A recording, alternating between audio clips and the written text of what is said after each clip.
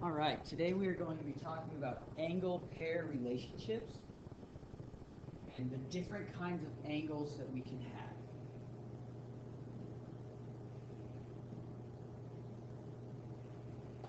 So looking at angle pair relationships, we want to ask ourselves really what does that mean and how can we identify them? So what we're going to look at first is just some basic information. We're going to start here with straight angles. And the word we are looking for here is actually two words. It's going to be opposite rays are two rays that are part of the same line and have only their endpoints in common. By the endpoints, we are talking about here and here, and then this one here and here. The endpoint is right here in the middle at x. The first ray goes off xy, and the second ray goes x to z. And the parts of this that we just made, x and y, xy and xz, labeled with lines with arrows over top, indicate that they are rays.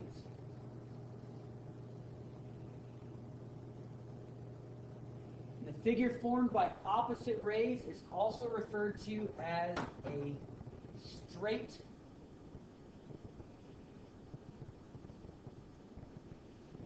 angle,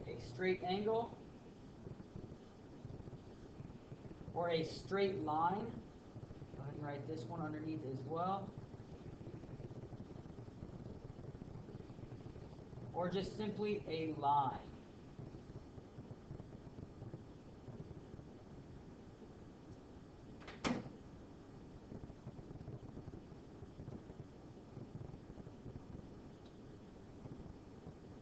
And next we're going to be talking about actual angles. And this is where we take two rays, and instead of having them go in exactly opposite directions, we're going to have them go in two different directions that are not directly opposite. And when this happens, we call this figure an angle. And some parts of angles have special names. And we're going to make our angle right here. As you can see, we have one ray already at RT. Now I'm going to connect RT ray and make ray RS. And now I have two rays meeting at a point R. And the common endpoint right here at R is called the vertex. Draw a little arrow right here and put vertex.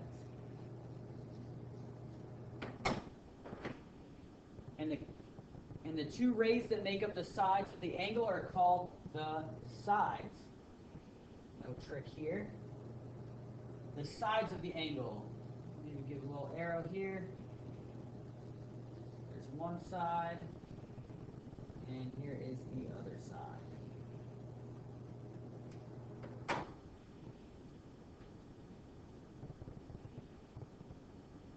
When we are looking to name angles, there are many different ways that we can do this. The first way that we are going to look at is starting with using the vertex and all of the sides. We have S, R, and T. S, R, and T. And when we label these, we are going to keep the vertex in the middle. So this would be angle S, R, T. Or we can go in the reverse order. So here we have S, R, T. We also have T, R, S.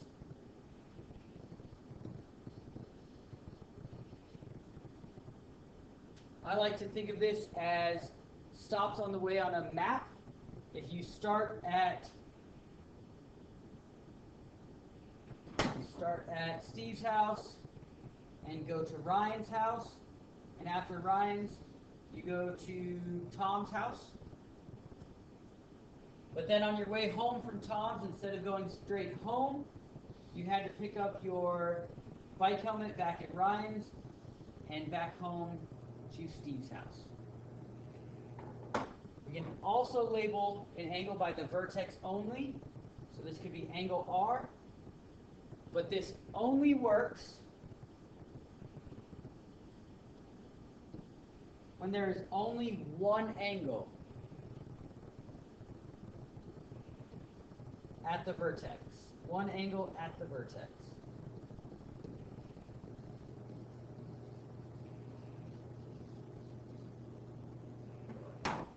And lastly, we can name it by if there is a value given right here. Not a value, but a number indicator. This can also be angle 1.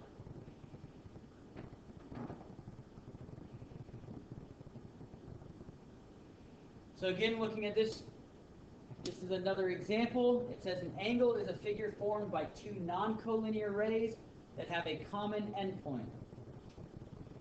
And again, this is just going through all of those different ways we can label it. Angle DEF. Angle FED. Angle E. And angle 2.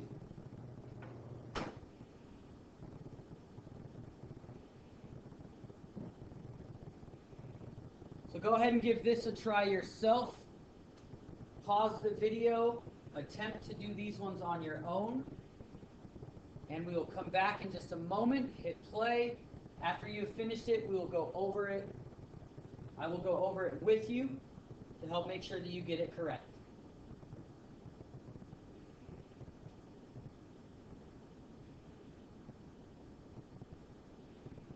So name the angle in 4 ways.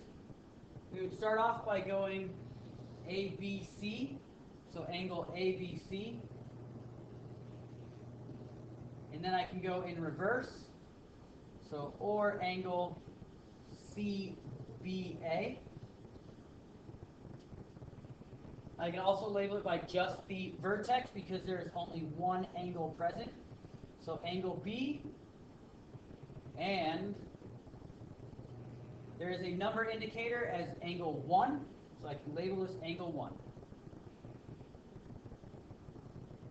Go ahead and give number 2 a try. It says identify the vertex and sides of this angle. I will give you a second as well. Please pause this video while you complete the problem.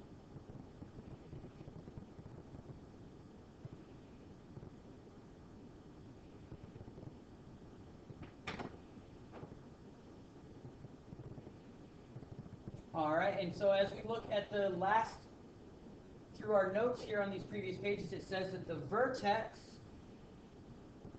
is the endpoint. That makes the vertex of this angle, or point B. The vertex of this angle is point B. If you just wrote B, that is okay.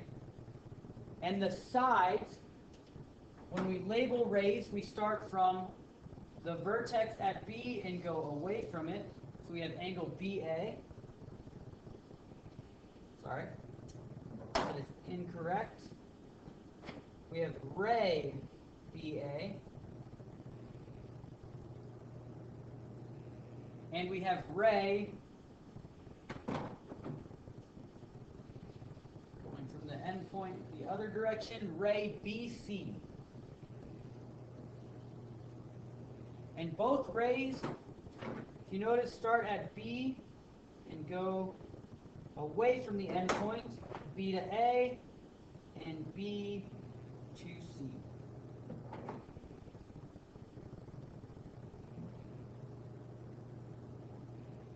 This is another practice problem. Go ahead and pause the video and give these next few problems a try.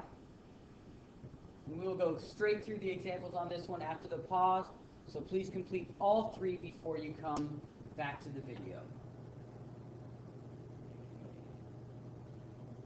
So looking at all of the angles here, we can start by labeling the largest angle, which is the entire part, angle XWZ.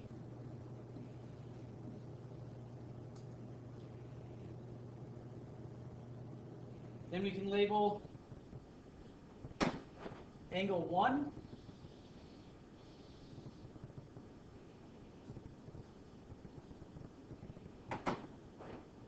And we have angle 2.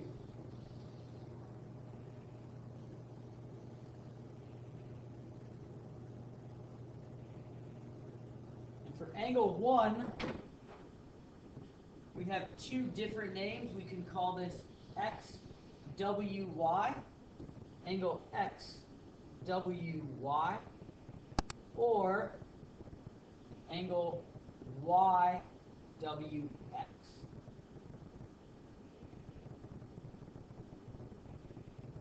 And the last problem here says, is there an angle that can be named angle W? And our answer to that is no.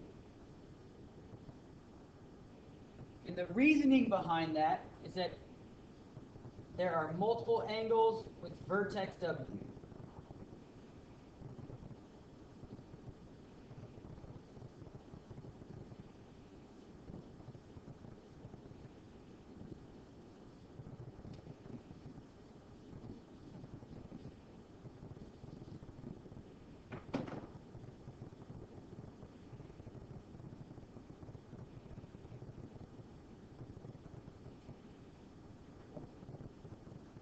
I should say there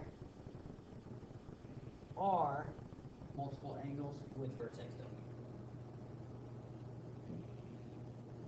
W. This is going to be the last thing that we look at in this video as a group.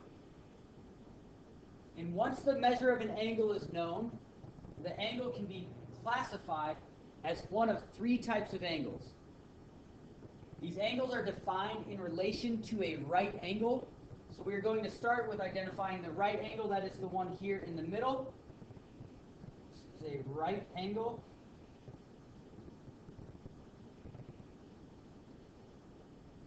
And a right angle has an angle measure equal to 90 degrees. Ms. Doomer, is still in the building? Please call the office.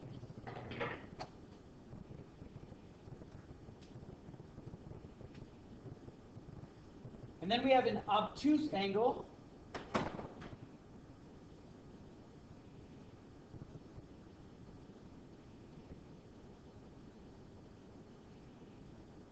An obtuse angle is going to have an angle measure that is larger than 90 degrees, but less than 180. So it is bigger than a right angle, but smaller than a straight line. Bigger than a right angle, but smaller than a straight line. And then we have an acute angle.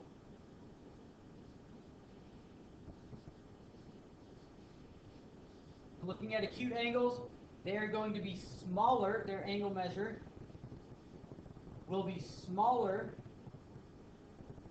than 90, but it will be bigger than 0 degrees. If we got all the way down to 0 degrees, we would only have one ray instead of two rays, so we would no longer have an angle. When we get up to 90 degrees, we will be at a right angle. So on this next slide, go ahead and work through these. And after a brief pause, please pause the video, and after you come back, after working through these, we will have all of the answers ready for you to talk through.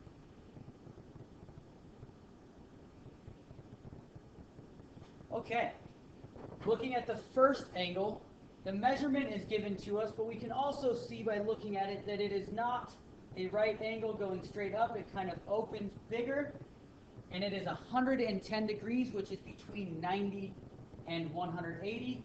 So this is obtuse.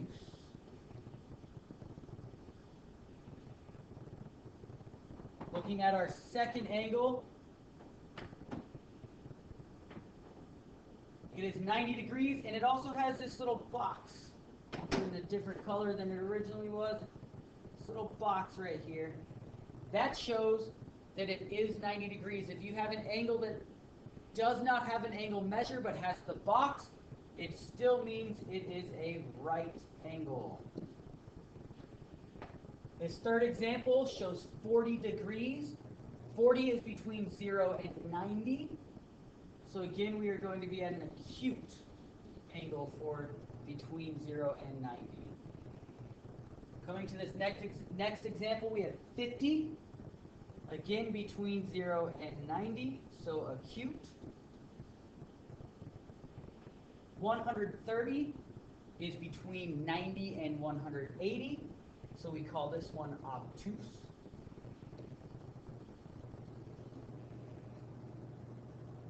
And this last one is 75, between 0 and 90, so acute. And one of the tricks I like to use to remind myself between the two, either acute or obtuse, is that acute angles are little, and so they are a cute little angle, and obtuse are big angles, and obtuse kind of sounds like obese, so they're the obtuse big angles. That is all we will be looking at for today. The next video will continue with adjacent angles.